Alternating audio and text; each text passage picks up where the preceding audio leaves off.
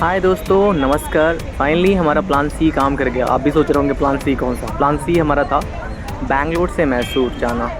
Actually plan A था बैंगलोर से ऊटी जाना, प्लान बी था बैंगलोर से मैसूर और ऊटी दोनों जाना। लेकिन टाइम ना होने के कारण हम लोग प्लान सी पे काम कर रहे हैं, बैंगलोर से मैसूर जाना।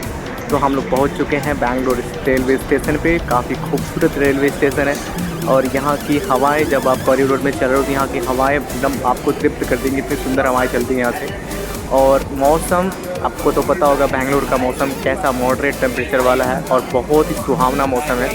ये बेहतरीन मौसम है ट्रैवल करने का बैंगलोर से मैसूर या बैंगलोर से ऊटी। एक बहुत सुनहरा अवसर होता है आपको ट्रैवल करने का, क्योंकि ये बहुत ही अच्छा टेम्परेचर होता है, वातावरण होता है इस वक्त बैंगलोर का। तो हम लोग आ गए हैं स्टेशन पे और यहाँ से ट्रेन लेंगे मैसूर के लिए। तो चलते हैं मैसूर, चल के दिखाते हैं मैसूर का दृश्य। पल भर ठहर जाओ। अच्छा, हम लोग पहुँच चुके हैं मैसूर रेलवे स्टेशन। छोटा सा सुंदर सा रेलवे स्टेशन है मैसूर का, लेकिन यहाँ की भीड़ छोटी सी सुंदर सी नहीं है, खतरनाक सी भीड़ है। ऐसा इसलिए क्योंकि वीकेंड का टाइम है, आज सैटरडे संडे है, इसकी वजह से लोग यहाँ पे बहुत भारी मात्रा में आ रहे हैं। आप देख सकते हैं एस्केलेटर की दोनों सीढ़ियाँ जो ऊपर नीचे जाती हैं दोनों बंद हो चुकी है, क्योंकि इतनी भारी मात्रा में भीड़ आ रही है कि ओवरलोड हो गया वो और बंद हो गया। देख सकते हैं कितनी सुंदर तरीके से भीड़ चली आ रही है। और टेम्परेचर माशा अल्लाह सुबहान अल्लाह, क्या ज़बरदस्त टेम्परेचर है। बादल एकदम छाए हुए हैं, हवाएं एकदम खूबसूरत तरीके से चल रही हैं। वैसे इंडिया की बहुत सारी जगह को मैं घूम चुका हूँ, तो कहीं भी जाता हूँ तो लाइक ऐसा लगता है कि नई जगह पे आ गया। लेकिन यहाँ पे आने के बाद थोड़ा अलग लगा, क्योंकि यहाँ का प्राकृतिक वातावरण काफ़ी अच्छा है।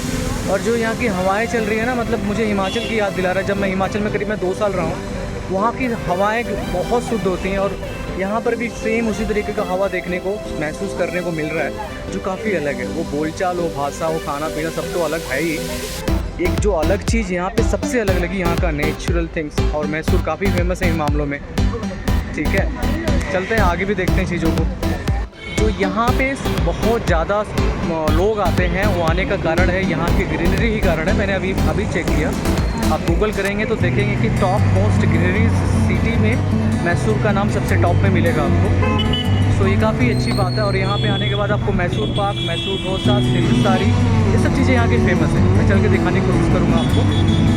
तो दोस्तों, सबसे पहले हम चलेंगे मैसूर पैलेस घूमने, जो पूरे वर्ल्ड में फेमस है। ताजमहल के बाद भारत में ये दूसरा ऐसा पैलेस है जिसको देखने के लिए सबसे ज़्यादा श्रद्धालु इंडिया में आते हैं।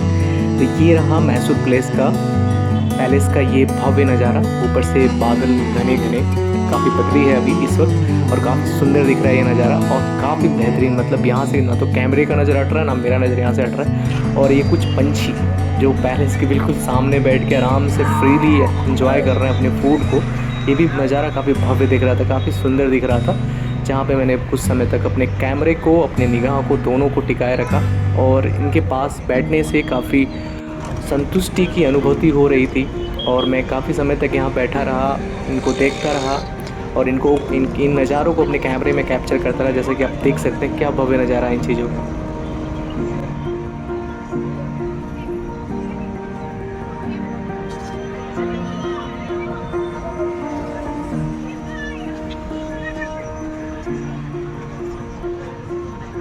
दोस्तों, ये मैसूर पैलेस का पीछे का नज़ारा है। यहाँ से मैसूर पैलेस के दीदार के लिए आपको कोई पैसे नहीं देने होते, आराम से आप देख सकते हैं। मैसूर पैलेस, जिसे अम्बा विलास पैलेस के नाम से भी जाना जाता है, एक प्रसिद्ध मील का पत्थर माना जाता है। और ये मैसूर पैलेस पूरे कर्नाटका के लिए एक प्रमुख पर्यटक आकर्षण का केंद्र है, जिसको देखने के लिए पूरे दुनिया से लोग आते हैं। ताजमहल के बाद ये दूसरा सबसे प्रसिद्ध स्थान है भारत में, जिसको देखने के लिए बहुत सारे श्रद्धालु, बहुत सारे पर्यटक यहाँ पे आते हैं। और ये पैलेस जो है, ये महल जो है, अपने आश्चर्यजनक वास्तुकला और सुंदर सजावट के लिए जाना जाता है। जैसा कि आप वीडियो में भी देख सकते हैं कि कितना बेहतरीन तरीके से दिख रहा है। और दशहरे में तो क्या कहना, दशहरा में इसके खास यहाँ पे त्यौहार का आयोजन किया जाता है जो बेहतरीन होता है। मैसूर पैलेस के पीछे से दीदार के बाद मैंने 100 रुपया का टिकट खरीद के इसके फ्रंट गेट पे आया और फ्रंट गेट से ये मैसूर पैलेस का ये शानदार नज़ारा आपके सामने है। इसका दीदार करना बहुत ही सुकून लग रहा था आँखों के लिए। मतलब काफ़ी सुंदर लग रहा था। ऐसा बहुत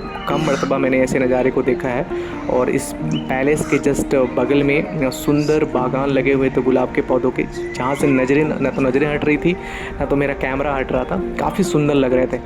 अंदर अलाउड तो नहीं था जाना, ये अच्छी बात भी है कि अलाउ नहीं है, नहीं तो फिर वो बागान पूरे इंसान जो है बागान को बर्बाद करते हैं। फिर चला एंट्री गेट पे पहुंचने के बाद थोड़ा कन्फ्यूज़न हुआ, थोड़ा माथा हमारा एकदम चकरा गया, क्योंकि ना तो यहाँ का लैंग्वेज समझ में आ रहा था। बहुत कम ऐसे लोग थे जो हिंदी में बात कर रहे थे। सब लोग पता नहीं क्यों झोला खरीद रहे थे 2-2 रुपये का। तो मुझे समझ में नहीं आता ये झोला क्यों खरीद रहे थे। कुछ समय के बाद, माथा-पच्ची के बाद समझ में आया कि झोला खरीद करके उसमें अपने सारे सॉक्स, शूज़ जो भी हैं आपके उसमें डालने हैं और उसको जमा करने हैं, तभी जाकर के आप पैलेस के अंदर आपको एंट्री मिलेगी। तो कुछ समय के बाद ये चीज़ समझ में आया। मैंने झोला खरीदा, उसमें अपना शूज़ डाला और जमा किया। फिर उसके बाद देख सकते हैं आप, हमने पैलेस के अंदर एंट्री किया, हमने नंगे पाँव। हाँ, तो आपको जूते उतारने पड़ेंगे पैलेस के अंदर जाने के लिए। तो चलते हैं पैलेस के अंदर भाइयों, हियर वी गो। दोस्तों, इस पैलेस में घूमने से पहले थोड़ा आपको मैसूर शहर के बारे में समझना पड़ेगा। मैसूर शहर भारत के दक्षिण राज्य कर्नाटक का एक शहर है, मुख्य शहर है। इसका एक समृद्ध इतिहास है जो प्राचीन काल से है, और ये अपनी संस्कृति, विरासत और अपनी चमत्कारिक कलाओं के लिए जाना जाता है, चमत्कारों के लिए भी जाना जाता है। और मैसूर का एक समृद्ध इतिहास रहा है जिसको हम थोड़ा समझने की कोशिश करेंगे, तब ये वीडियो और भी मज़ेदार लगेगा आपको। दोस्तों, मैसूर में जो मानव बस्तियों के सबसे पुराने साक्ष्य है वो नव पाषाण काल से लगभग 4000 ईसा पूर्व में देखे जा सकते हैं। यह ऐसा क्षेत्र है जहाँ द्रविड़ जनजातियों द्वारा बसा हुआ था, जो कृषि और पशुपालन में कुशल थे। और यही क्षेत्र व्यापार का एक महत्वपूर्ण केंद्र था। ऐसा इसलिए क्योंकि ये मालाबार तट के बंदरगाहों और दक्कन के पठार के बीच व्यापार मार्ग पे जो था उस पर स्थित था, तो इसलिए ये काफ़ी समृद्ध रहा है। दोस्तों, ये स्थान बौद्धिज़्म के लिए भी जाना जाता है क्योंकि सम्राट अशोक ने भी यहाँ शासन किया और बहुत सारे राजवंशों ने यहाँ शासन किया। और 17वीं शताब्दी के अंत में मैसूर के वाडियार राजवंश के शासन में आया। ये जगह मैसूर में जो ओडेयार राजवंश था इसके शासन में आया, जिसने मैसूर शहर को अपनी राजधानी के रूप में स्थापित किया। और ये महल जो है आज भी ओडेयार वंश के लोगों के लिए जाना जाता है। दोस्तों, जो मैसूर पैलेस था वो ओडेयार राजवंश द्वारा बनाया गया था, जिसने 1399 से 1950 तक मैसूर राज्य पर शासन किया। ये जो पहला महल था 14वीं शताब्दी में बनाया गया था, लेकिन 19वीं शताब्दी में के अंत में लगभग इसमें आग लगने के कारण भारी क्षति हुई और नष्ट जो है जल के बर्बाद हो गया। मैसूर के उस समय के तत्कालीन जो शासक थे कृष्णराज वाडियार चतुर्थ के संरक्षण में 1912 में ये महल बन के तैयार हुआ, जिसको आप अभी इस वीडियो में देख रहे हैं। और आप फोटो भी देख सकते हैं, जो इस महल से जुड़े हुए लोग हैं, जो सदस्य हैं, ये पूरा आप फोटो में देख सकते हैं, जो लोग यहाँ से जुड़े हुए हैं, जिनका इतिहास यहाँ से जुड़ा हुआ है। दोस्तों, ये जो महल का डिज़ाइन है, एक अंग्रेज़ था हेनरी इरविन ने उसको, ये वास्तुकार था, अंग्रेजी वास्तुकार था, इसने इस महल को डिज़ाइन किया था और काफ़ी अच्छे तरीके से डिज़ाइन किया, जैसा कि आप देख सकते हो। और थोड़ा आगे बढ़ने के बाद एक सुंदर सी रानी दिखती है, उसके बगल में एक बूढ़ा राजा, जो मुझे वो मंजुलिका की कहानी की तरफ ले जाता है।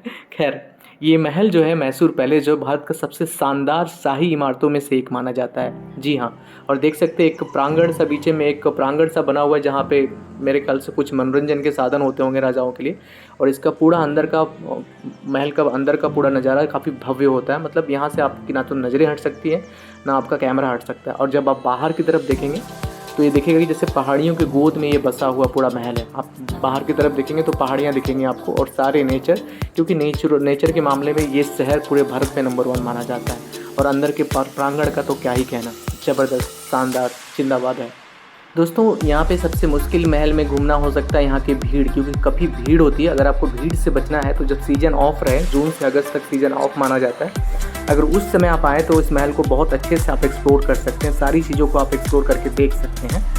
और इस महल के अंदर आप देखेंगे पूरा फर्श पत्थर के बने हुए हैं, संगमरमर के पत्थर के। उसकी सफाई का विशेष ध्यान रखा जाता है। जैसे कि आप दरवाजे को देख रहे हैं, बिल्कुल चमक रहा है। मतलब इससे ये अनुमान लगाया जा सकता है कि यहाँ की सरकार कितना संरक्षण पे ध्यान देती है यहाँ के महल पे, इस महल पे जो भी पूरे विश्व में प्रसिद्ध है। वैसे मैसूर शहर की बात करूँ तो ये शहर काफ़ी सुंदर है, काफ़ी साफ़ सुथरा है, लेकिन अंदर का जो नज़ारा है भाई साहब, मैं क्या ही बताऊँ, जितने शब्द बोलूँ वो कम है इसके लिए। और इसके संरक्षण पर भी काफ़ी खर्च किया जाता होगा मेरे ख्याल से, और काफ़ी सिक्योरिटी है अंदर, जिनको मैं आज का आधुनिक राजा कहता हूँ, क्योंकि वही राजा है, वही जहाँ चाहे तहाँ जा सकता है महल में। देखिए वो एक आधुनिक राजा सामने बैठे हुए हैं, वो हमें अलाउ नहीं करते कि आप यहाँ से वहाँ जाए, लेकिन वो कहीं भी जा सकते हैं। तो वही आधुनिक राजा हैं इस महल के।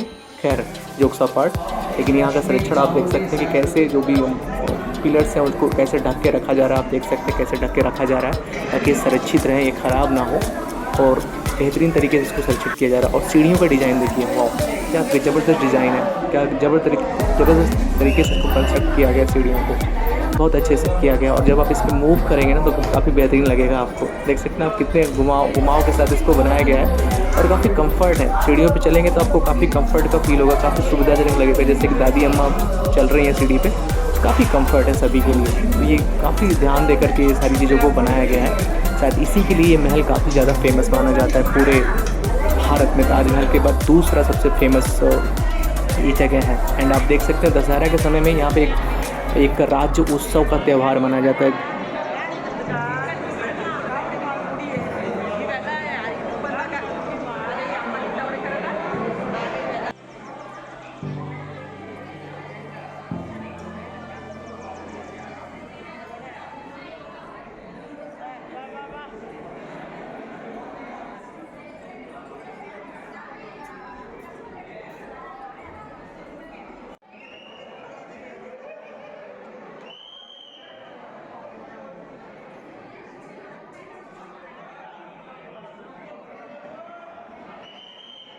लगभग करीब आधे घंटे में पूरा पैलेस को मैंने विजिट किया। और पैलेस के अंदर जाने के बाद जैसे कि मैं तो ताजमहल गया, बहुत सारे महल में गया हूँ। सो चीज़ें लाइक वही मिलेंगी जो राजा महाराजा यूज करते थे। पर यहाँ आने के बाद जो यहाँ की इंजीनियरिंग है, जो कलाकारी है, थोड़ी अलग है। जैसे कि मेरे पीछे आप मंदिर देख सकते हो, काफ़ी अलग तरीके से बनावट है इनकी, तो काफ़ी खूबसूरत लगता है देखने से।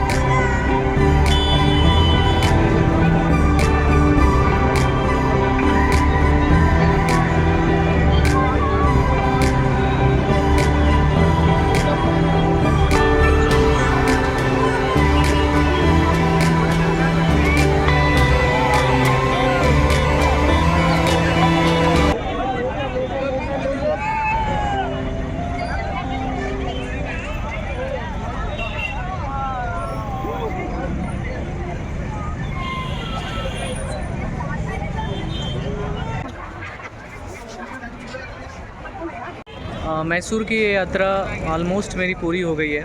और इस यात्रा के दौरान पहली बार मैंने जो सेल्फ हैप्पीनेस होता है उसको मैंने फ़ील किया। और पूरी यात्रा को मैंने अकेले कवर किया। सो जो अंदर से मतलब वो आता नहीं है, लाइक आप किसी पहाड़ पे बैठे हो और आप बिना किसी को मिस किए आप पूरे इंजॉय के साथ उस मोमेंट को जी रहे हो। पहली बार लाइफ में ये हुआ मेरे साथ। मुझे लगा कि मुझे किसी की ज़रूरत नहीं है। यस, मुझे पहली बार लाइफ में मुझे लगा कि भाई कहीं जाने के लिए कहीं दुनिया में चले जाओ, किसी की ज़रूरत नहीं है। सिर्फ आप होने चाहिए, आपके अंदर थोड़ी एनर्जी होनी चाहिए और सांसें चलनी चाहिए, बॉडी सही सलामत होनी चाहिए। और मेरे ख्याल से आपको और कुछ भी नहीं चाहिए। थोड़े पैसे भी रख लेना पास में, बहुत ज़रूरी होते हैं। ओके, सो मैं आपको यही सजेस्ट करूँगा, कभी अकेले जर्नी करके देखो, सोलो जर्नी करके देखो। लाइफ का उससे ज़्यादा मज़ा कभी भी नहीं आने वाला। एक बार ट्राई करके देखना वो चीज़ को, मज़ा ही आ जाएगा कसम से। चलो मिलता हूँ। अभी यहाँ से मेरी बेंगलोर की ट्रेन है, तो 9 बजे की ट्रेन है, बस 15-20 मिनट बाकी है। मैं चलता हूँ एंड आपको ब्लॉग डाल के देंगे, आप इंजॉय करिएगा। Thank you, bye bye.